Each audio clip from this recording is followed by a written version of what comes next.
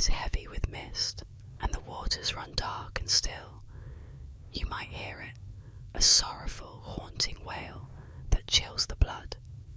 It is the cry of La Llorona, the weeping woman, a ghost cursed to wander the earth for eternity, mourning the children she lost to her own tragic act. The legend begins with a woman, once beautiful and beloved, who fell deeply in love with a man who eventually betrayed her. Consumed by grief and rage, she turned her pain into a terrible act of vengeance. In a moment of madness, she drowned her children in the river, their cries for mercy lost beneath the rushing waters. But the instant they were gone, regret consumed her. Overcome by her monstrous deed, she threw herself into the water, hoping to join them in death. Yet death did not bring peace. Instead, she was cursed to roam the waterfronts, rivers, lakes and canals, searching for her lost children. Her spirit, trapped between worlds, is said to wail endlessly, her mournful cry, "Ay, mis hijos, oh my children," echoing across the water. But beware, for La Llorona is not just a ghost of sorrow, she is a ghost of vengeance. It is said she lures the unwary to the water's edge, mistaking them for her children, only to drag them to a watery grave. Her pale, veiled figure is said to appear near rivers, her eyes hollow, and her face contorted with eternal anguish. To this day, the legend of La Llorona lingers, a warning to stay away from dark waters at night. For if you hear her cries, you might just see her figure in the mist and feel her icy hands pulling you under.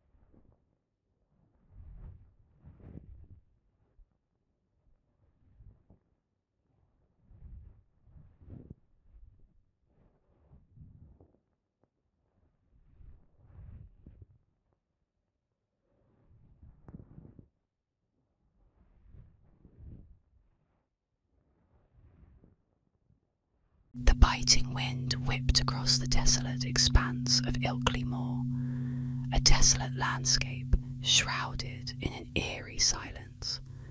December 1st, 1987, a date etched in the annals of the unexplained, a chilling testament to an encounter that defies rational explanation. Retired police officer Philip Spencer ventured onto the moor that morning, his camera in hand, hoping to capture the stark beauty of the Yorkshire landscape. He would capture something far more extraordinary, something that would haunt him for the rest of his days. As Spencer walked, a strange unease settled over him, a prickling sensation at the back of his neck. The air grew heavy, charged with an unseen energy. A low hum vibrated through the ground, a sound that seemed to emanate from the very earth itself. And then he saw it, a craft of impossible design, hovering silently above the moor, its metallic surface gleaming in the pale morning light. It was unlike anything he had ever seen, a shape that defied earthly engineering. Terror seized him, a primal fear that gripped his heart and froze his blood. He raised his camera, his hands trembling, and snapped a series of photographs, each click of the shutter a desperate attempt to document the impossible. The craft remained motionless, its silent presence radiating an otherworldly aura. Spencer, paralysed by fear, could only watch as a figure emerged from the craft, a being unlike any human he had ever encountered. Tall and slender, with skin the colour of polished silver, the figure moved with an unnatural grace. Its eyes, large and black, seemed to pierce through him, reading his very thoughts. A wave of nausea washed over him, a dizzying sensation that threatened to overwhelm him. He stumbled backward, his camera falling to the ground, the click of the shutter replaced by the frantic beat of his own heart. The figure glided towards him, its movements silent and fluid. Spencer wanted to scream, to run, but his body refused to obey. He was trapped, frozen in place by an unseen force. The being approached, its black eyes fixed on him, and then it spoke. A voice, not heard with the ears, but felt deep within his mind. A voice that resonated with an ancient power. The voice spoke of things beyond human comprehension, of dimensions unseen, of realities beyond the veil of our perception. In the late 1960s and early 1970s, Highgate Cemetery in London became the epicenter of a terrifying and unsettling media frenzy, a frenzy that would give birth to one of the most chilling urban legends of the 20th century, the Highgate Vampire. The cemetery, known for its Gothic architecture and crumbling tombstones, had always been a place of mystery, but it was the rumours that swirled around it during this time that would send a chill through the city. It began with strange sightings.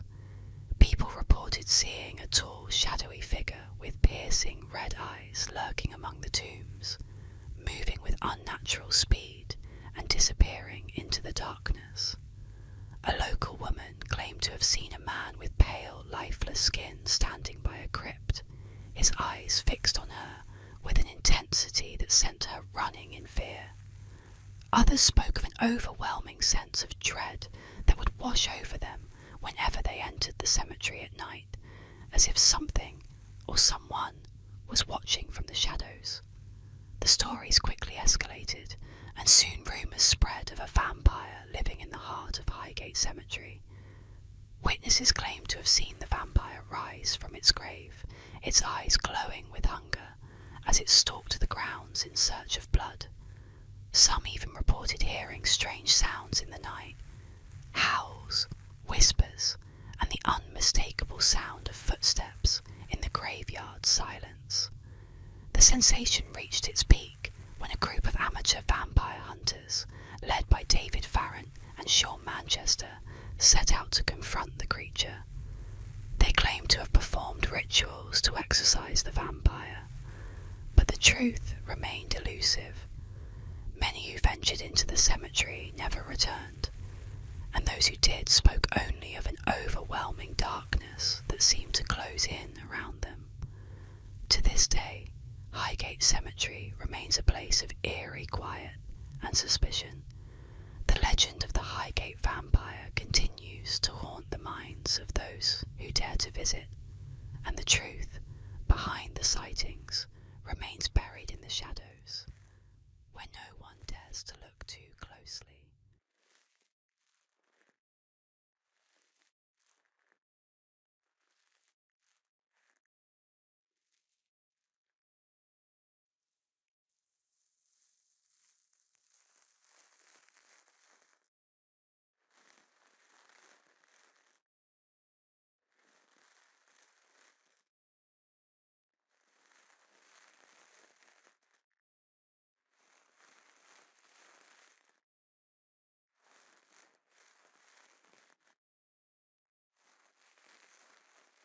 In the quiet, mist-covered village of Woolpit, Suffolk, there is a tale so strange, so unsettling, that it has echoed through the centuries, whispered in hushed tones by those who dare remember. The story is that of the Green Children, 2 children with skin the colour of freshly sprouted leaves, who appeared mysteriously in the village during the 12th century, their origins shrouded in darkness.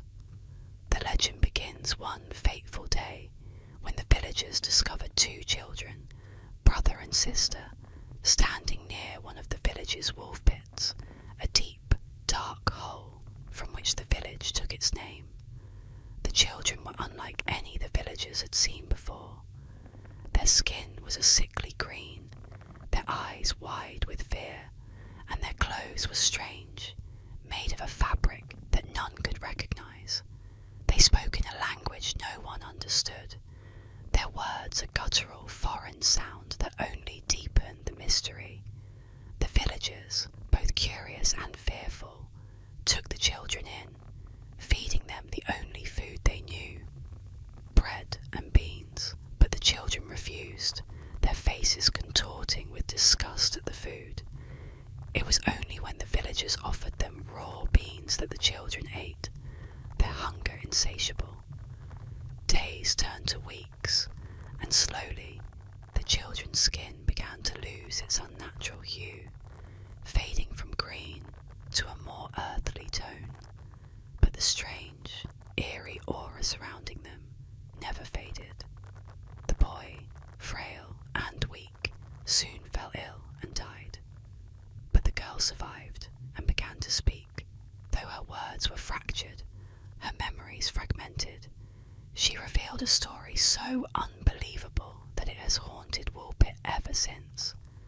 The children, she said, came from a place called St. Martin's Land, a realm that existed beyond the earthly world, a land where everything was green and the sun never shone. She spoke of strange beings who lived there, beings that looked like people but were not quite human. She told of a world where the sky was always twilight, and where she and her brother had wandered before they mysteriously found themselves in the pit. No one knows for certain what happened to the green children. The girl, now assimilated into the village, grew up and eventually married, but the strange origin of the children was never fully explained. Some say they came from a parallel dimension, while others whisper of an underground kingdom, or perhaps they were lost souls, cast adrift from some other, darker world. To this day, the tale of the green children of Woolpit lingers like a shadow over the village. The villagers of Woolpit still speak in hushed tones of the strange visitors, of the green-skinned children who arrived one day, never to reveal the truth of where they came from, and perhaps, more chillingly, where they went.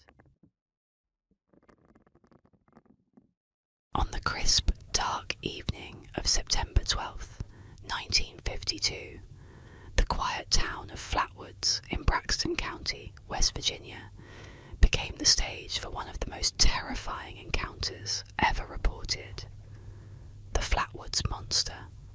What began as a streak of light cutting across the sky quickly turned into a nightmare, etched into the memories of those who dared to investigate. It started innocently enough. A group of young boys playing outside saw a blazing object streak through the sky before crashing into the wooded hills nearby.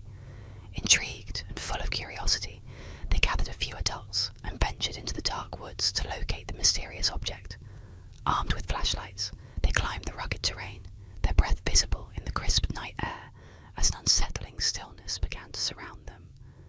As they approached the crash site, the air grew thick with a foul, metallic stench that stung their noses and throats.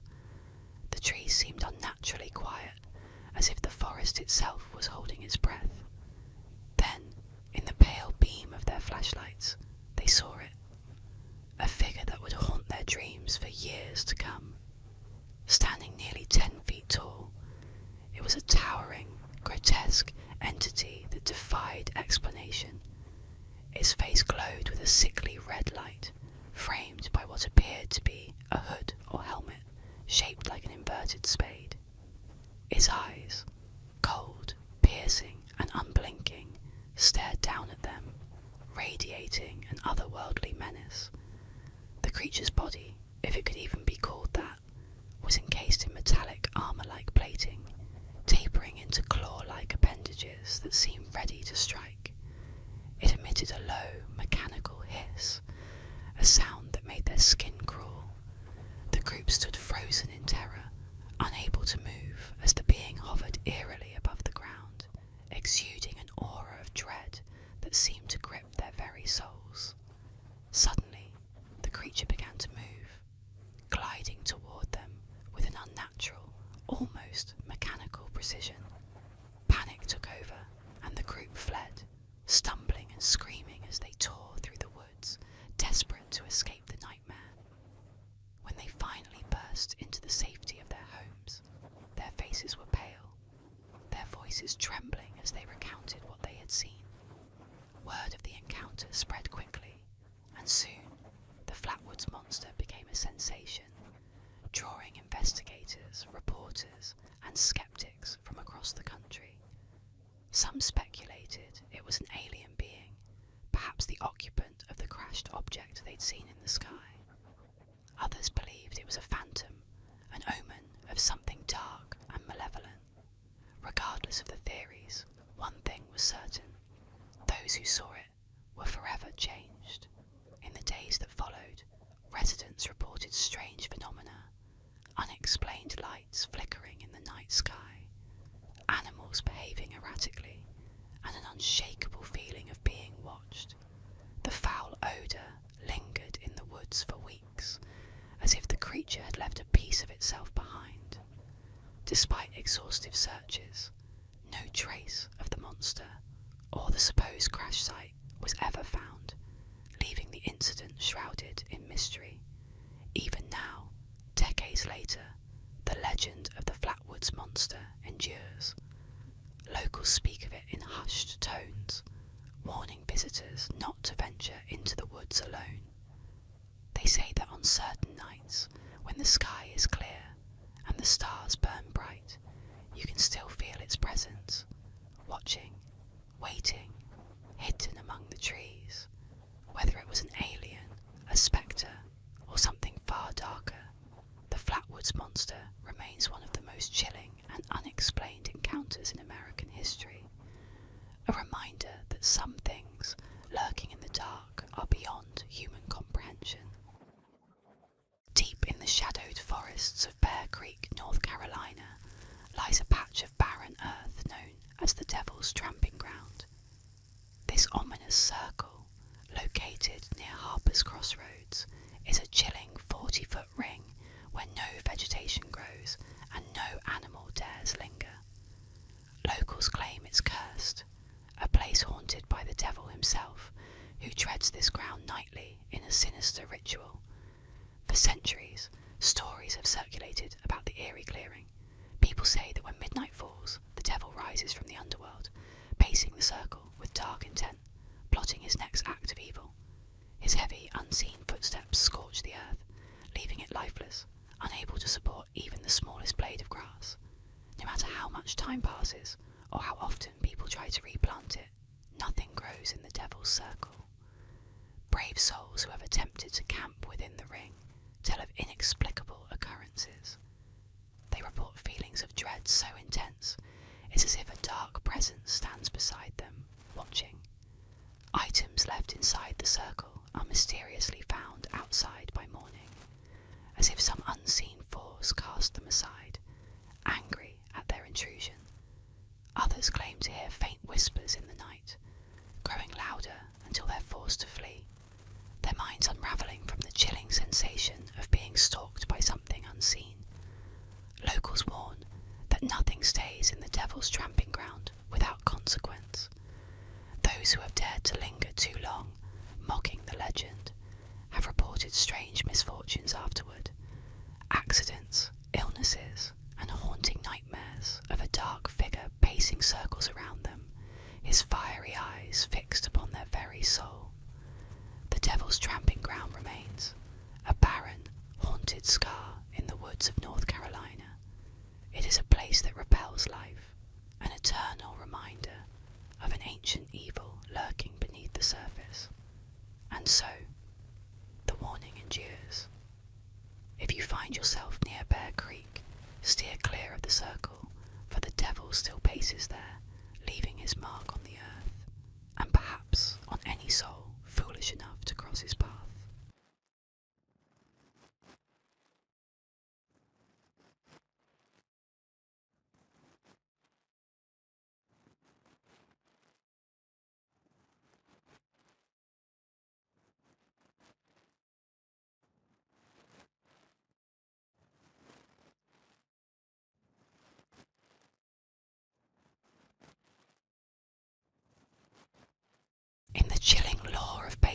history, there is one story whispered among fans that never loses its grip: the curse of the Bambino. The legend began in 1919 when the Boston Red Sox, champions of the World Series, made a grave mistake that would doom them for nearly a century. Seeking funds, the team's owner, Harry Frazee, sold their star player, Babe Ruth, to their bitter rivals, the New York Yankees. Known as the Bambino, Ruth was not only Boston's greatest asset, but a force that seemed blessed, touched by an otherworldly power. But this sale was no ordinary transaction. It was a betrayal, an offence to the very spirit of victory. Soon after, Boston's golden age faded. For the next 86 years, as Babe Ruth's star rose with the Yankees, the Red Sox were plagued with failure after failure, each season bringing cruel heartbreak. Fans began to believe they were cursed, haunted by Ruth's ghost, vengeful and unrelenting.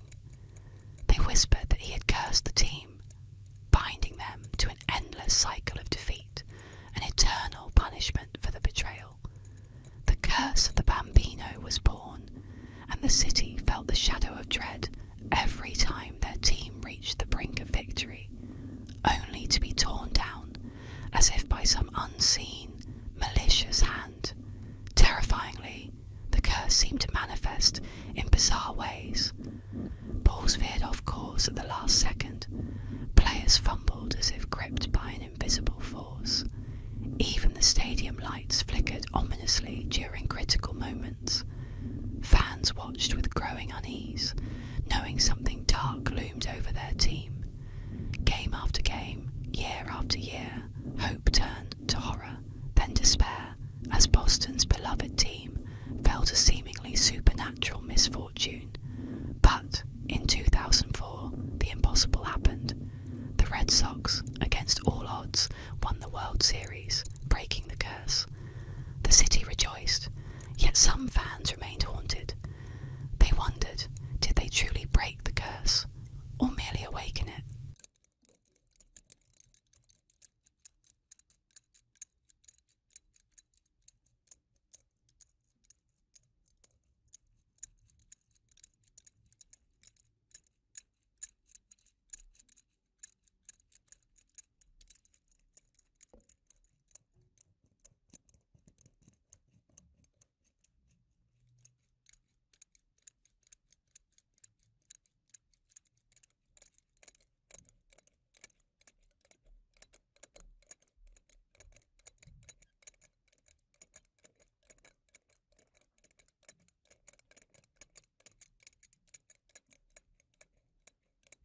Tonight we take a quiet journey into the eerie legend of the chupacabra. Let the mystery of the goat sucker guide you into a peaceful slumber as we unravel this chilling tale. In the remote shadowed corners of the Americas, whispers carry a name: the chupacabra. Born from terror and blood, this cryptid first slithered into legend on the stormy nights of Puerto Rico. Farmers would wake to a nightmare, their once lively goats drained of life, eyes glassy, throats pierced by two perfect holes. The blood was gone, as if sucked dry by some unholy predator. They say the name, chupacabra, stems from its insidious habits. Chupa, meaning to suck, and cabra, meaning goat. And so it was called the goat sucker, a beast with an insatiable thirst for blood. As dawn broke and bodies of livestock lay scattered, many wondered what kind of creature could commit such carnage. Described as reptilian or dog-like, the chupacabra is said to move with an unnatural grace, its skin scaly, cold to the touch, with glowing red eyes that burn through the night like molten embers. It creeps silently through the fields, avoiding human eyes, until it strikes, leaving nothing but empty carcasses and fear in its wake. Reports of its presence spread beyond Puerto Rico, with sightings in Mexico, South America,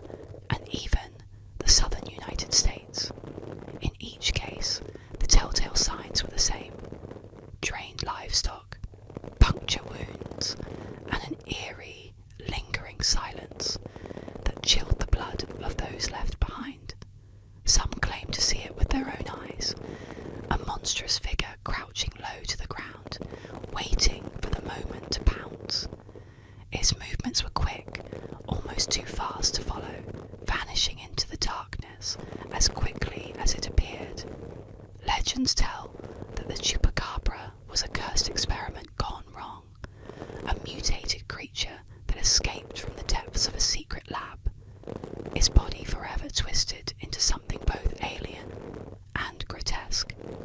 Others believe it is something far older, a demonic force that has existed for centuries, waiting for the right moment to return and feast upon the world.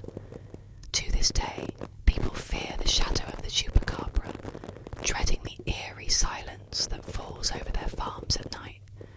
They lock their doors and guard their animals, praying that they will not be the next victims of the creature that stalks in the dark, thirsting for blood. As long as the chupacabra remains a mystery, it will continue to haunt the imagination of those who dare to walk the lonely roads, wondering if tonight will be the night they hear the hiss of the goatsucker closing in. Tonight's story takes us to the mysterious legend of the Bunny Man, a figure lurking in the shadows with an axe in hand. Close your eyes, relax, and let this eerie tale drift you to sleep. The Bunny Man is an eerie urban legend that took root in Fairfax County, Virginia in 1970 and has since spread across the Washington, D.C. area. The story has been retold in many forms, but the core of the legend centres around a mysterious figure dressed in a rabbit costume, referred to as the Bunny Man, who reportedly terrorises people with an axe. The legend is said to have originated from two strange incidents. The first took place in October 1970, when a young couple parked their car near a secluded area to talk. Suddenly, a man in a bunny suit appeared out of nowhere, wielding an axe. He angrily yelled at them about trespassing on his property before smashing the car window with the axe.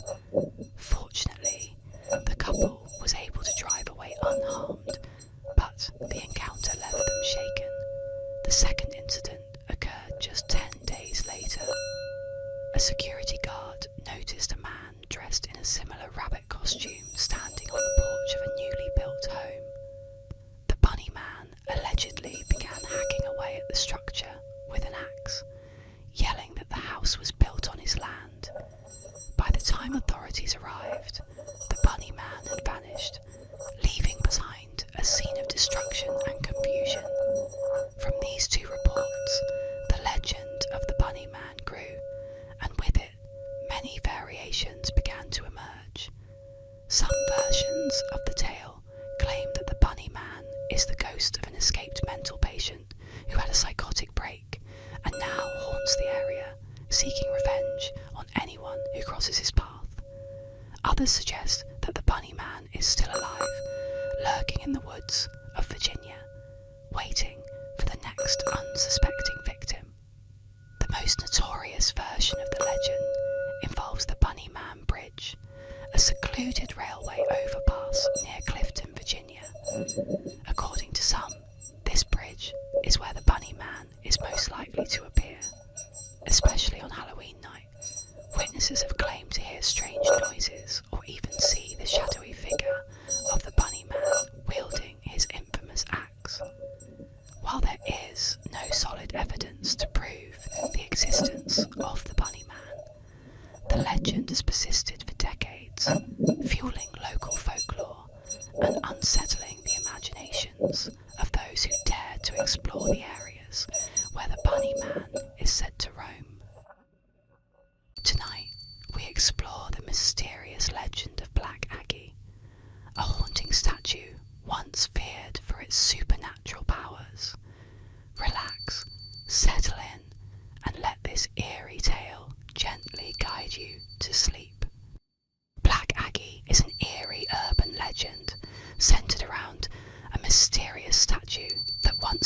grave of General Felix Agnes in Druid Ridge Cemetery, Pikesville, Maryland. The statue, a somber figure draped in a cloak, resembled the well-known sculpture Grief by Augustus St. Gaudens. However, over time, Black Aggie became infamous for the supernatural tales that surrounded it. According to local law, strange and unsettling events began to occur after the statue was placed in the cemetery. People claimed that Aggie's eyes would glow red at night, and that anyone who looked into them would be struck blind or cursed. Another part of the legend states that if someone sat on Aggie's lap at midnight, they would either die within a year or be haunted by the statue. It was also rumoured that the shadow of Black Aggie would cause nearby grass to wither and die. Due to the growing number of ghostly tales and instances of vandalism, Black Aggie became a focal point for thrill seekers and paranormal enthusiasts. Many visited the statue, either to test the legend or to experience the supernatural aura that surrounded it. The stories grew, further embedding Black Aggie into Maryland's folklore.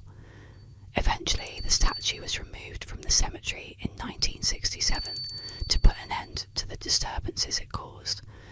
Though the statue itself is gone, the legend of Black Aggie continues to captivate in imaginations, with people still sharing stories of the haunted statue and the eerie events that took place in Druid Ridge Cemetery.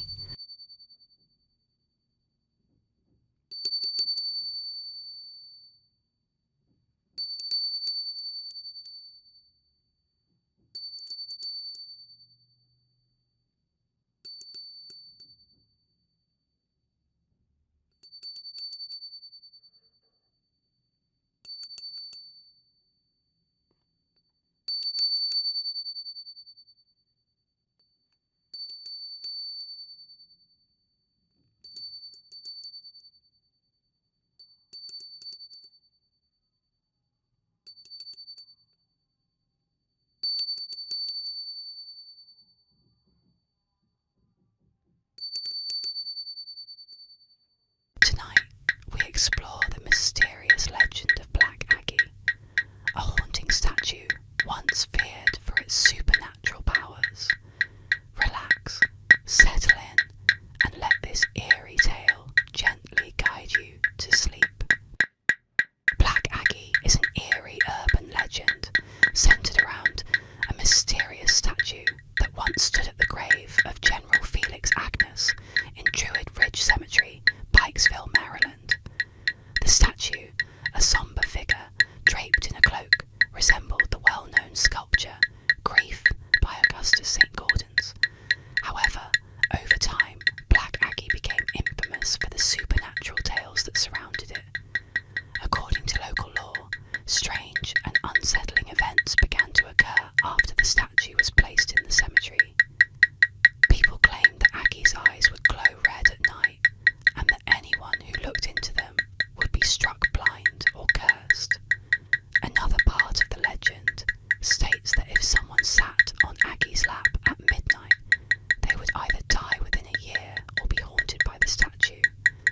It was also rumoured that the shadow of Black Aggie would cause nearby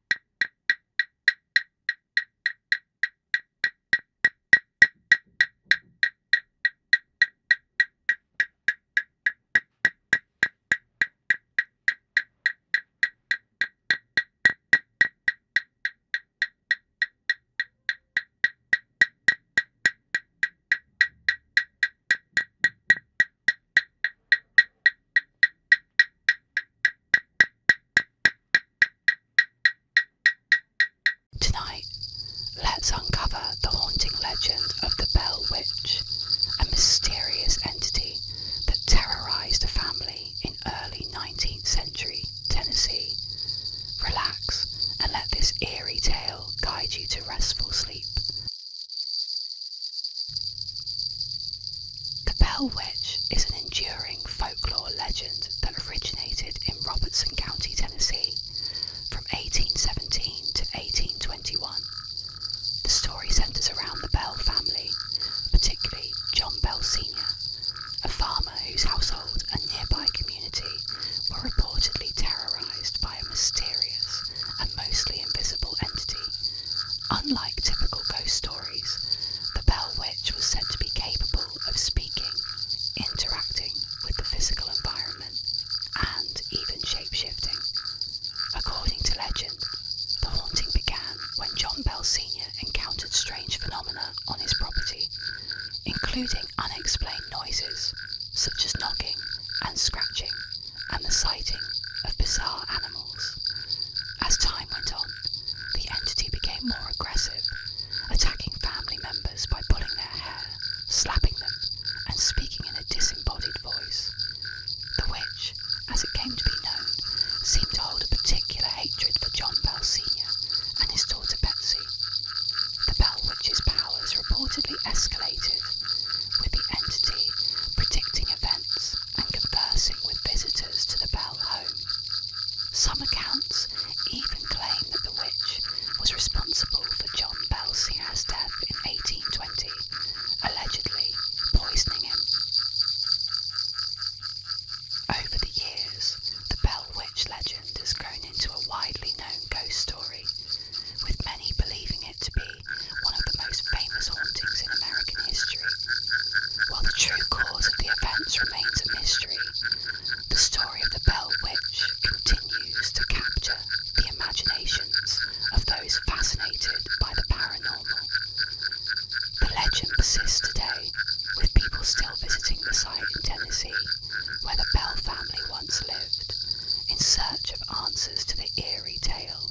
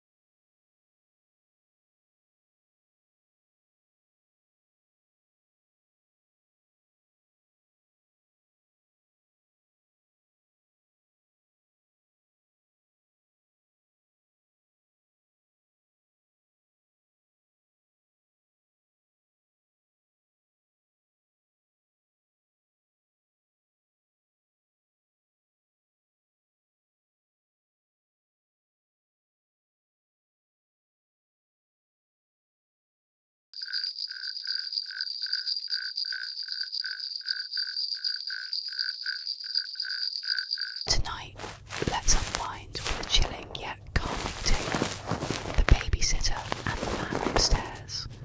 Relax as we explore this eerie urban legend, perfect for gently drifting into sleep. In a quiet suburban neighbourhood in the 1960s, a teenage girl named Jenny was hired to babysit two young children while their parents enjoyed a night out. The house was large, and after putting the children to bed, Jenny settled on the couch to watch TV. The night seemed peaceful, but it wouldn't stay that way for long. After about an hour, the phone rang. Thinking it might be the parents calling to check in, Jenny answered. On the other end of the line was a strange voice, cold and unsettling. "Have you checked the children?" the voice asked before hanging up abruptly. Startled, Jenny assumed it was a prank. She glanced upstairs but dismissed the call as a joke. However, the phone rang again. The same eerie voice repeated the question, "Have you checked the children?" This time, the caller stayed silent a bit longer before hanging up.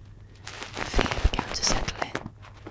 Jenny looked up the stairs, hesitant to check, but then tried to shake